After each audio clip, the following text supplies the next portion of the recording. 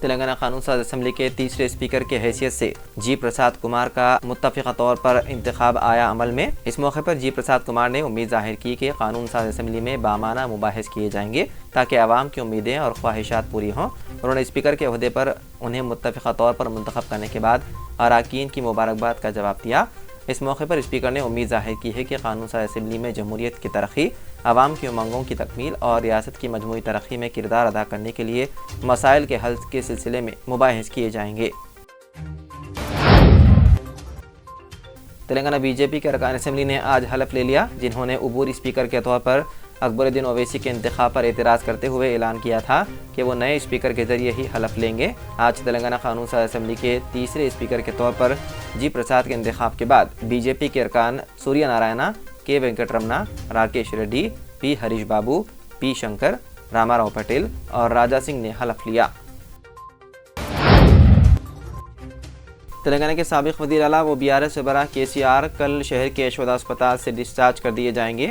وہ گزشتہ ایک ہفتے سے اسپتال میں زیر علاج ہیں، جہاں ان کے کولہے کی ہڈی کی تبدیلی کا کامیاب آپریشن کیا گیا۔ وہ تیزی کے ساتھ صحتیاب ہو رہے ہیں۔ ڈاکٹرز کی ایک ٹیم نے ان کا معائنہ کیا اور کہا کہ کے سی آر کو کل گھر جانے کی دی جائے گی اجازت۔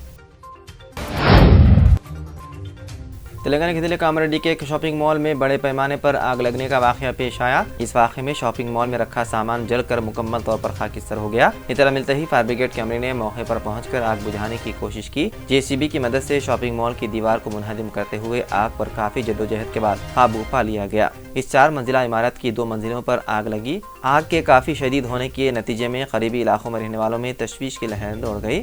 اس واقعے میں کسی جانی نقصان یا پھر کسی کے جھلسنے کی کوئی اطلاع نہیں ہے، البتہ تقریباً 1 کروڑ روپے کا مالی نقصان کا اندازہ لگایا جا رہا ہے۔ کانگریس رکن پارلیمنٹ گرجیت سنگھ اوجالا نے پارلیمنٹ میں پیش آئے سیکیورٹی کوتاہی معاملے پر اپنا رد عمل ظاہر کرتے ہوئے کہا کہ نئی پارلیمنٹ میں کئی خامیاں ہیں، جگہ کم ہے، دروازے آس پاس ہیں، اس سے ایک ہی جگہ پر بھیڑ ہو جاتی ہے۔ ہم لوگ اس بارے میں بات کرتے رہے ہیں، اس لیے اب ان خامیوں کو جدید تکنیک سے ہی دور کیا جا سکتا ہے۔ گزشتہ روز پیش آئے واقعے میں ملوث نوجوان کو پاس دلایا تھا۔ اگر کوئی اپوزیشن لیڈر ہوتا تو اب تک غدار قرار دے دیا جاتا۔ انہوں نے مزید کہا کہ اگر کوئی مسلمان یا سکھ اس واقعے میں ملوث ہوتا تو نہ جانے کیا ہو جاتا۔ اس لیے یہی کہوں گا کہ ایسے لوگوں کو ذات اور مذہب کے چشمے سے نہ دیکھیں، یہ ملک سب کا ہے۔ الہ آباد ہائی کورٹ نے آج اپنے ایک اہم فیصلے میں متھرا شاہی عیدگاہ مسجد کے احاطے میں سروے کی اجازت دے دی۔ الہ آباد ہائی کورٹ نے شاہی عیدگاہ مسجد کے احاطے میں عدالتی نگرانی میں سروے کرنے کی اجازت دی۔ عدالت نے مسجد کے سروے کی نگرانی کے لیے ایک ایڈوکیٹ کمشنر کی تقرری پر اتفاق کیا۔ قبل ازیں کچھ درخواست گزاروں نے یہ دعویٰ کرتے ہوئے کہ مسجد کے احاطے میں کچھ نشانیاں موجود ہیں، جس سے یہ ظاہر ہوتا ہے کہ یہاں کبھی مندر تھی، عرضی داخل کی گئی تھی۔ عدالت نے اس معاملے کی سماعت کرتے ہوئے آج یہ فیصلہ سنایا۔ عدالت نے کہا کہ سروے کے طریقہ کار پر اب 18 دسمبر کو اگلی سماعت کے دوران غور کیا جائے گا۔ مدھیہ پردیش کے وزیر اعلیٰ موہن یادو نے عہدہ سنبھالتے ہی لاؤڈ اسپیکر کے استعمال پر عائد کر دی پابندی۔ موہن یادو نے مدھیہ پردیش کے وزیر اعلیٰ کا عہدہ سنبھالنے کے فوری بعد متنازعہ احکامات جاری کر دیے۔ مدھیہ پردیش اسمبلی انتخابات میں بی جے پی کو کامیابی حاصل ہوئی تھی اور ریاست میں بی جے پی کی حکومت قائم ہو گئی ہے۔ وزیر اعلیٰ کی حیثیت سے چارج سنبھالنے کے بعد موہن یادو نے مذہبی یا عوامی مقامات پر لاؤڈ اسپیکر پر پابندی عائد کرنے کے احکامات کر دیے جاری۔ روس نے اسرائیل اور فلسطین کے درمیان جاری جنگ کا دیرپا حل تلاش کرنے کے لیے اقوام متحدہ کی کانفرنس بلانے کا مطالبہ کیا۔ رپورٹ کے مطابق روسی وزیر خارجہ سرگئی لاروف نے اقوام متحدہ کے سربراہ انطونیو گوتریس سے مطالبہ کیا ہے کہ کانفرنس میں عرب لیگ، اسلامی تعاون تنظیم اور خلیج تعاون کونسل کے ممالک کے نمائندے شامل ہونے چاہیے۔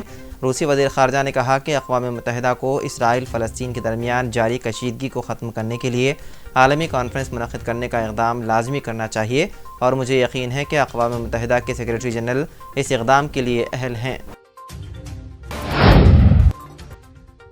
امریکی صدر جو بائیڈن نے اسرائیلی وزیر اعظم کو خبردار کیا ہے کہ غزہ کے شہریوں پر بلا امتیاز بمباری سے اسرائیل اپنی عالمی حمایت کھو رہا ہے۔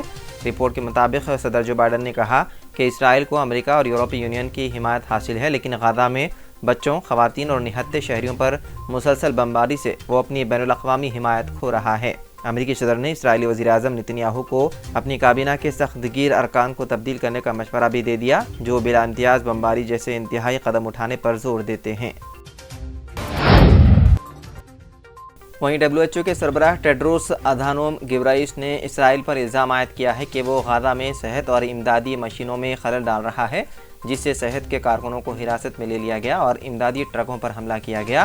7 اکتوبر کو اسرائیل پر حماس کے دہشت گردانہ حملے کے بعد سے جنگ مسلسل جاری ہے۔ 2 ماہ سے زائد عرصے سے جاری پرتشدد تصادم کے اختتام کے آثار نہیں نظر آ رہے ہیں۔